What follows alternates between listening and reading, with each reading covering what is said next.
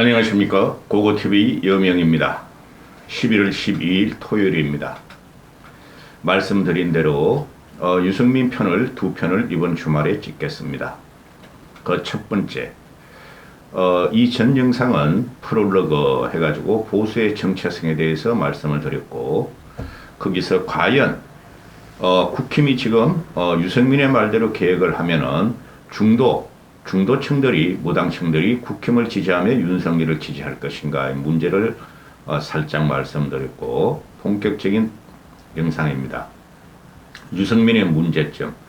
왜 유승민은 통합의 리더가 될 수 없는가? 왜 유승민은 차기 리더 대통령감이 될 수 없는가 하는 문제입니다.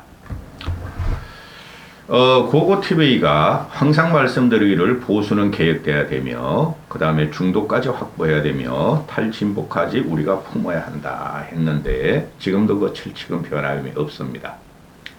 그러나 보수를 개혁한다는 것이 보수를 내부에서 파먹고 내부를 비난하며, 또한 정권의 정치와 탈환에 있어서 보수 정권에서 탄생시킨 좀 불미한 대통령이라도 그를 끊임없이 물어뜯고 비판하는 유승민은 과연 보수의 통합 리더가 될 수 있는가의 문제에 있어서 고고TV가 한 2달 동안 지금 방송을 하면서 유승민은 그럴 자격이 없다 하는 것이죠. 고고TV는 유승민을 배신자로 생각하지 않으며, 박근혜를 배신자로 생각하지 않으며, 유승민이 참 반듯하고 따뜻한 건 솔직히 제가 모르겠어요. 내가 유승민을 개인적으로 옆에서 같이 안 있어 봤기 때문에 반듯한 정치인이고, 유승민이가 또 양심과 상식이 있는 정치인이다 하고 꾸준히 생각은 했으나, 근래에 와서 유승민의 이 말빨을 보면은 이것은 도를 넘어도 한창 도를 넘었고, 그 다음에 정상적인 보수 정치인의 범위를 벗어나고 있으며, 이재명을 결과적으로 도와주고 있고, 문재인을 결과적으로 도와주고 있고, 전체 보수에 굉장히 해를 끼치고 있다 하는 게 고고TV의 생각이에요. 이게 1편이고 2편에서는 유승민이가 당선 가능성, 유승민이가 차기 당대표 당선 가능성에 대해서 말씀드릴 텐데요. 지금 유승민이가 지금 나오는 것은, 이 사람은 기존 보수, 이에 대해서 대단히 적의적인 생각을 갖고 있다 하고 생각을 해요. 저는 과거에도 그런 생각을 했어요. 제가 유승민을 지지할 때도.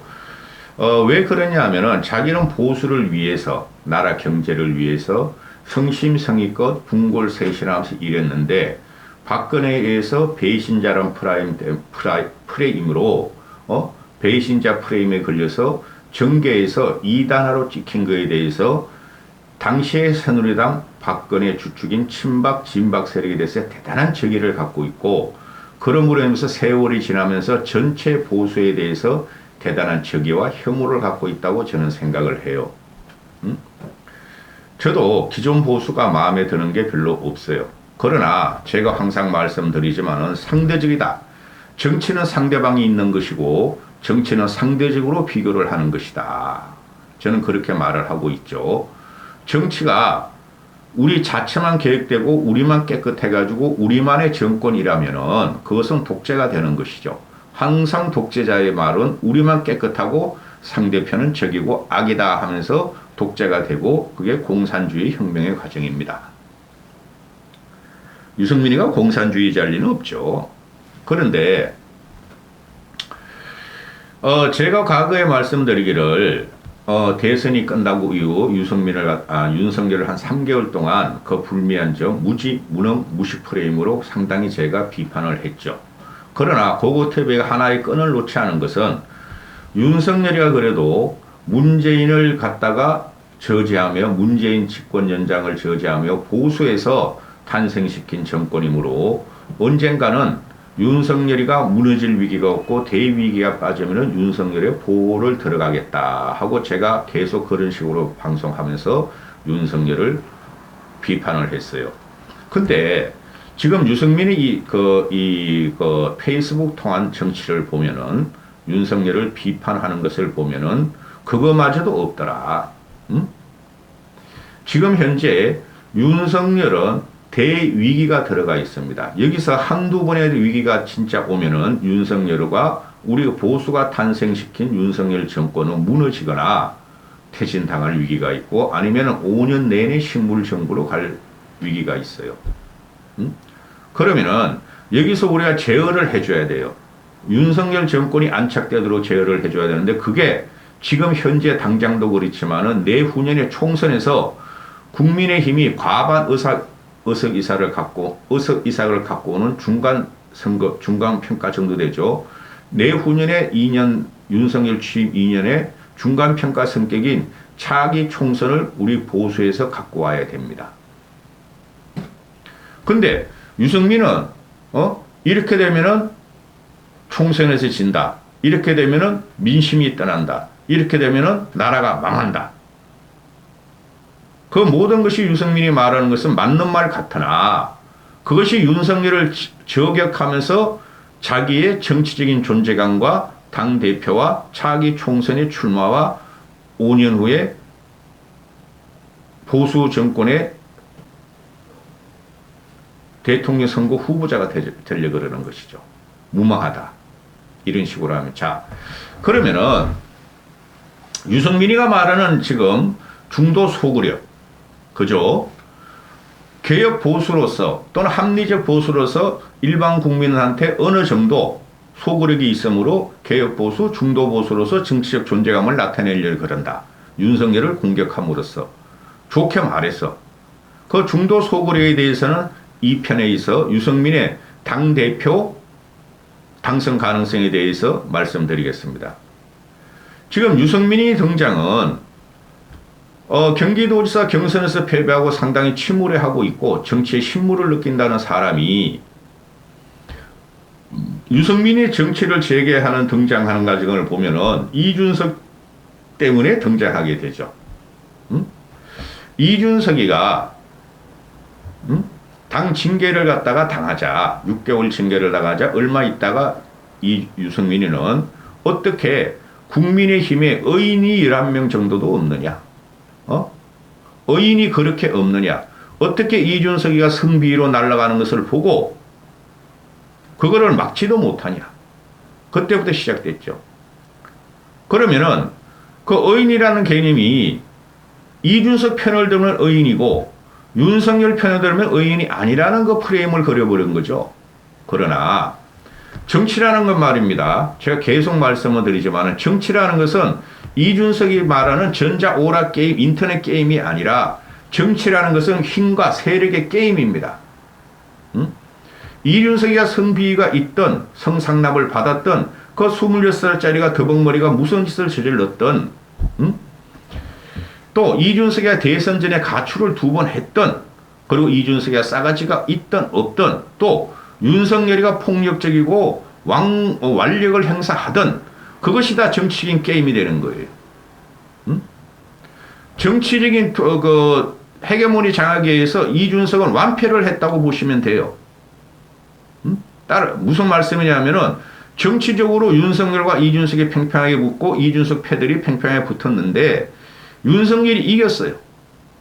그러면은 그건 정치인 게임이 끝났고 그러면은 그 정치인은 3일 되기 마련입니다.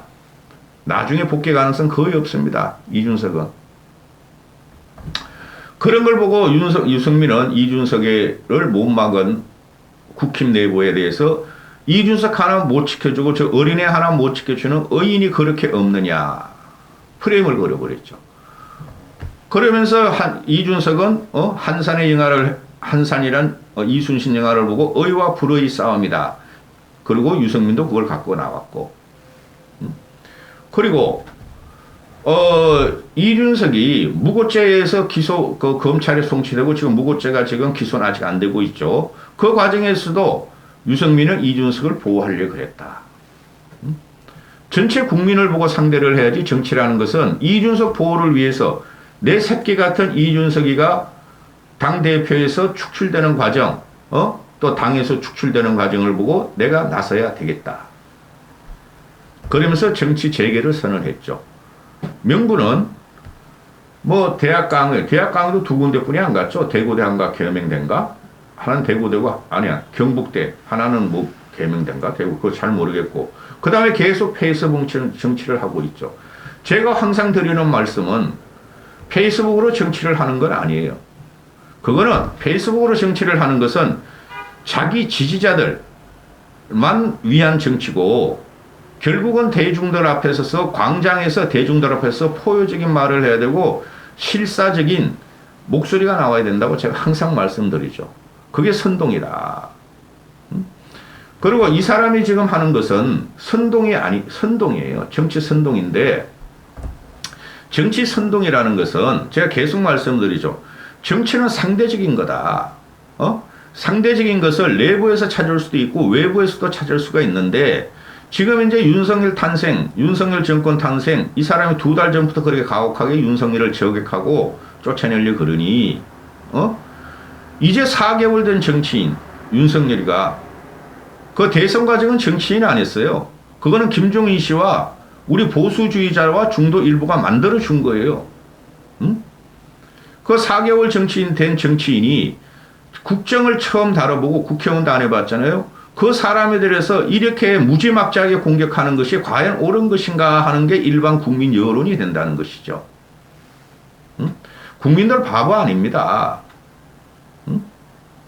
그러면서 이 사람이 갖고 나오는 것이 선동이라는 것을 보면은 상대방이 반드시 있는 것이고 내부적도 있는 것인데 내부에서 일단은 내부부터 따져보면은 내부 선동을 갖다가 국힘 내부 세력 그 사람은 이 사람은 보면은 윤석열 얼라로 봐 얼라로 그 쉽게 말해서 이준석의 프레임 건 윤핵관 프레임을 이용을 하는가 본데 내부 사람들하고 말 않고 오로지 대한민국의 하나 태양 같은 하나 윤석열한테만 공격한다는 거죠. 그 저변은 뭐가 있냐. 자기가 당대표가 되면 내부도 추스려야 되니 내부 국회의원들은 공격하지 말자. 윤석열만 공격하자. 그런 결과적으로 뭐가 되죠? 당대표로 들어가서 자기 세력을 확보해서 공천권을 쥐고 윤석열 정권을 흔들겠다는 소리 아니에요. 잘 되라는 소리가 아닐 거예요, 그게. 지금 이 유승민이가 지금 이야기하는 것을 보면 대단히 윤석열한테 개인적인 감정이 강해요. 이준석도 그렇고 이 사람도 그렇고. 고고TV의 말이 진리가 돼요. 그런데 이 사람이 참전하는 모습을 보면은 윤석열이가 무너지는 과정이 두 가지가 있었죠. 하나는 나토 회의에 가서 김건희가 나대는 바람에 지지율이 20%가 빠지죠. 고고TV가 그거 처음으로 예상을 하고 맞췄을 거예요. 김건희 때문에 나토 가서 그 나대는 것 때문에 폭락할 것이다. 그때는 가만히 있었어요. 그때는 한 3개월 정도밖에 안 될 때니까.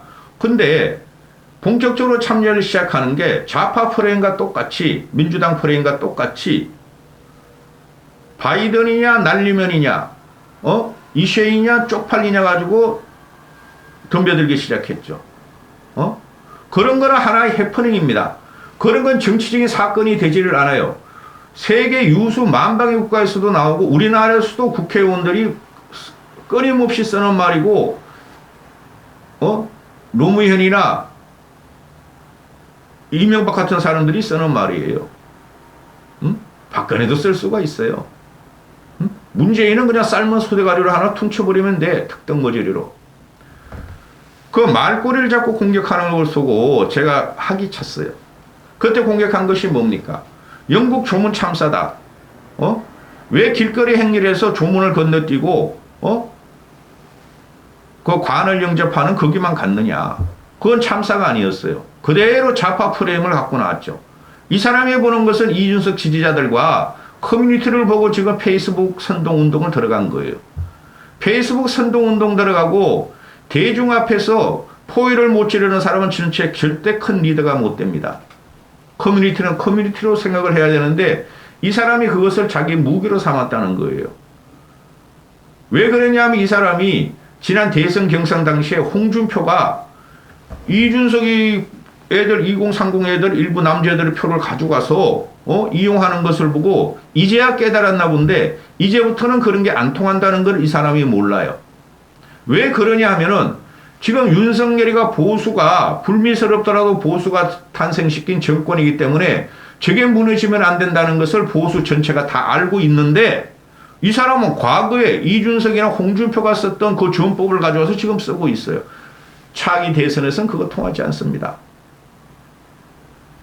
그러면서 IRA를 왜 해당 못했냐? 왜 48조 해당을 못했냐? 바이든 날리면 쪽팔려서 못 살겠다. 책임져라. 그거는 그 말 자체는 그 좌파의 프레임이었고 MBC의 조작 프레임이었고 그걸 받아서 덜컥 먹으면서 윤석열을 공격하기 시작했다는 거죠.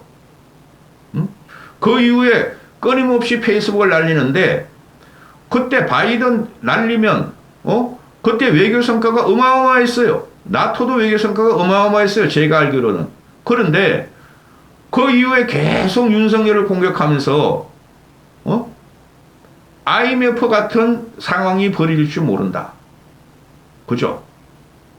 그런데 저는 계속 말씀을 드리기는 IMF라는 것은 동남아 또는 남미 일부의 외환 고갈로 나타난 헤지펀드의 공격이었고, 그렇죠? 저는 계속 말하기를 1979년, 72년, 79년 그 중동 정쟁, 그때의 스태그플레이션 이후에 디플레이션이 들어가는 과정이었고 원자재 가격과 그 다음에 세계 금융위기 2008년에 리만 브라더스 파산 그거와는 비슷할 것이다 하고 말씀드렸는데 이 사람은 약점을 갖고 나왔죠. 한보 사태로 IMF가 발생하는 것을 기억해야 된다. 윤석열 정권. 한보 사태로 IMF가 발생한 게 아니에요. 또 길어지겠네. 그거는 헤지펀드의 공격에 의해서 한보가 무너지는 거지. 그럼 이번 사건도 이번 경제적인 퍼펙트 스톰도 미국의 고금리 정책에 의해서 전 세계가 무너지는 과정이지 강원랜드 김진태의 그 뻘짓으로 대한민국이 무너지는 과정이 아니에요. 너무나 잘 알고 있는 사람이 그거 모르겠어요. 경제학자인데. 그런데 그런 식으로 윤석열을 공격하더라. 즉 윤석열 정권은 지금 IMF를 맞이할 정권이라고 공격을 한다 이거죠. 제가 말씀을 드리죠. 대한민국이 IMF와 같이 무너지면은 IMF는 외환위기예요. 그 외환위기를 지금 무너지면은 미국도 무너지고 전 세계가 무너지고 대공황 상태가 올 수뿐이 없다. 어제 같은 경우에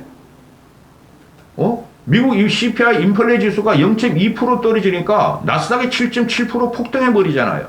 채권값이 폭락하고 달러값 폭락하고 그런 건 누구도 예상할 수 없어요. 경제는 큰 거시적으로 우리가 통계적으로만 보다 뿐이지 누구도 예상할 수가 없어요. 세계 인구 특히 미국 인구 3억 5천만 인구의 그 심성을 우리가 이해할 수 없고 대한민국 5천만 인구를 이해할 수 없어요. 그런데 이 사람은 자기의 알량한 지식으로 한보가 무너져서 IMF가 왔듯이 강원랜드가 무너지고 지금 CP 뭐 CD 지금 난리 났죠. 그죠? 그래서 국가가 무너질 수가 있다. 계속 나쁘게 공포감을 조성했다는 거예요. 그래서 윤석열 정권을 무너뜨리려 하는 거예요. 이 사람이. 그래야지 자기가 산다는 거죠. 너무 길어집니다. 그리고 또 이후에 이태원 사고가 나오니까 민주당보다 먼저 좌파 진보보다 먼저 그죠? 이상민 물러가라. 경질시켜라. 물러가라가 아니라 경질시켜라. 한독수가 첫 번째 질문은 두 번째 질문은 제가 어떻게 대답하고 쪼다 같은 게 희실되니까 한독수 경질시켜라. 왜 말꼬리를 잡고 이상민도 말 실수를 했고 한독수도 말 실수를 하니 유승민이가 윤석열의 바이든 날리면 이상민이가 경찰과 소방을 투입했더라도 못 막을 것이다 하는 말. 그리고 한덕수가 첫 번째 질문과 두 번째 질문, 마지막 질문은 어떻게 해야 되죠? 그런 말꼬리 잡고 윤석열과 국무총리와 행안부 장관을 흔드는 이런 모습이 그거는 좌파 진보의 전배 특허고 공산주의자들의 전배 특허예요. 유승민을 공산주의자를 말하는 게 아닙니다. 이런 사람이 어떻게 정치를 통합시키며 사회 갈등을 봉합시킨다. 야, 이 말이에요. 고고TV는. 아주 쪼잔하다는 거죠. 정치인은 해서는 안 될 사람들, 큰 그릇들은 절대 말꼬리를 잡으면 안 돼요. 근데 이 사람이 하는 것은 지금 계속 말꼬리를 잡고 들어가요. 그것도 누구의 말꼬리? 윤석열과 윤석열 정부 인사들의 말꼬리를 잡고 들어가더라. 응? 그런 목표는 한 가지예요. 윤석열 정권이 성공하지 못해야만이 윤석열 지지율이 안 올라가야지만이 자기가 당대표가 되고 당을 장악해서 차기 총선에서 발판을 삼고 차기 대선 후보가 되겠다는 소리인데 그 꿈은 깨졌다. 응? 그리고 용산에 있어가지고 지금 과학적인 강제 수사를 하라 하고 윤석열이는 지시를 하고 나갔죠. 그죠? 그거 맞는 소리예요. 그러면은 용산경찰서, 용산구청 또는 서울경찰청, 경찰청 이걸 갖다 뒤집고 들어가잖아요. 제가 말씀드리기를 이 이태원 사고는 기본적으로 공무원의 혜택, 직무 방기에서 나오는 거예요. 세월호도 마찬가지였어요. 그럼 이것을 국민의 분노와 울분과 슬픔과 애도를 정치인은 같이 보담아주고 울어주고 고민해주고 끝내야지 그것을 정쟁의 대상으로 공격하면 안 된다는 것이죠. 그건 좌파 진보나 혁명의 가정인 공산주의자들이 쓰는 말이죠. 여기서 유승민이가 윤석열 정권을 공격했다는 거죠. 왜 용산만 잡느냐? 왜 이상민은 안 잡고 윤석열 정권의 책임이 없느냐? 국가의 존재가 있었느냐? 그러니까 그런 프레임을 갖고 나오니 그 프레임과 똑같이 동조화가 들어가는 것이 민주당 애들이죠. 이 사람이 좀 이따가 이제 국조도 하라 그러고 특검도 하라 그러고 그럴지 모르겠어요.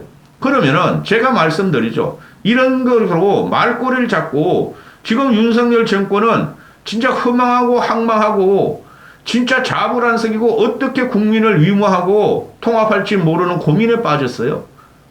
정치인이나 정치 비정치인이나 그건 마찬가지예요. 고고TV도. 진짜 아닌 밤에 홍두깨 시골로 말이 벼락을 맞아서 150명의 그 꽃다운 청춘들이 죽었는데 거기에 애도와 슬픔만 표현하면 되는 것이지 그것을 유승민은 자기의 정치적인 부상을 위해서 재생을 위해서 윤석열을 공격했다는 것이죠. 윤석열 정부를. 그럼 거기서 보세요.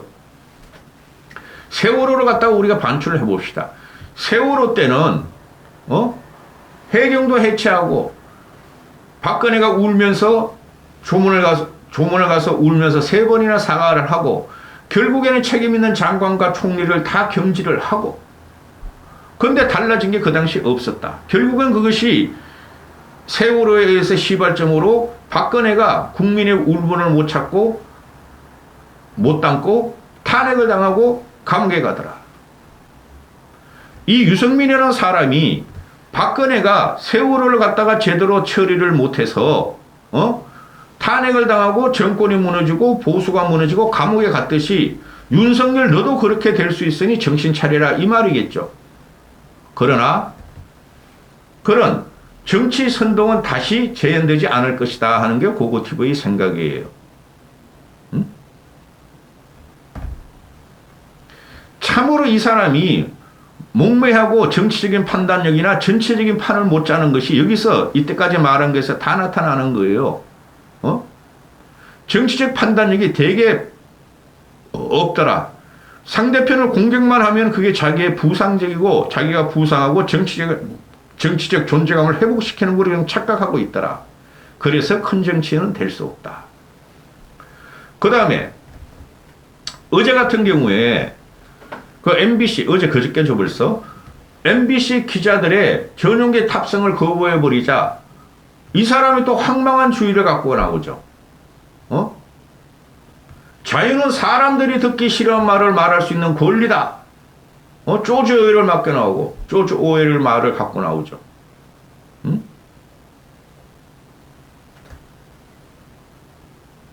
그러면은 자유라는 것이 사람들이 듣기 싫은 것을 말할 수 있는 권리인데 자유라는 것은 사람들이 듣기 좋은 말도 할 수 있는 것이고 자유라는 것은 사람들이 듣기 싫은 말을 하면 안 들을 권리도 있는 것이고 이 알팍한 1차원적인 철학적인 말을 이렇게 쏟아내면서 선동을 한다는 거죠. 이 사람도 봤을 거 아니에요. 박근혜가 무너지는 과정과 박근혜가 탄핵되는 과정은 그 시발점이 세월호 선동이었다. 그걸 겪으면서도 MBC란 놈들이 세월호 선동을 했고 또 이명박이 갔다가 그냥 전반기에 그렇게 그 취임 전반기 2년 동안 고생한 것이 MBC의 광우병 난동 선동이었고 그렇죠? 또 이 사람이 자랑스러워하는 국방과 안보 문제에 있어서 천안함이 그렇게 된 것도 MBC의 좌파 선동이었고 그 결과 MB 보수 정권도 굉장히 고생을 했고 결국에는 이명박도 감옥에 가고 박근혜도 감옥에 가더라. 어떻게 이 유승민이라는 사람은 그런 것도 보지 않고 자기의 알량한 정치적인 존재감을 갖다가 내세우기 위해서 과거의 역사를 다 잊고 자유라는 것은 싫은 말을 할 수 있는 권리다. 조조 의열의 말에 극장주의 그걸 갖고 나와서 윤석열을 공격하는가. 그리고 이 사람이 지금 보면은 이준석이라는 애는 영화를 본 것 같다가 막신 무슨 그 영화 이름이 뭐죠? 그레디에이터 뭐 또 만화 영화 한산 게임 이런 걸 갖고 이 페이스북을 하는데 이 사람은 계속 노래를 가지고 하더라. 그것은 그대들의 지지자한테만 일부적으로 2030 남자애들한테만 그리고 40, 50, 60 식자인 척하는 사람들한테만 호감을 부릴 뿐이지 전 국민들은 그런데 관심이 없더라. 결국에 정치의 리더와 화합과 통합이라는 것은 내부부터 통합을 하고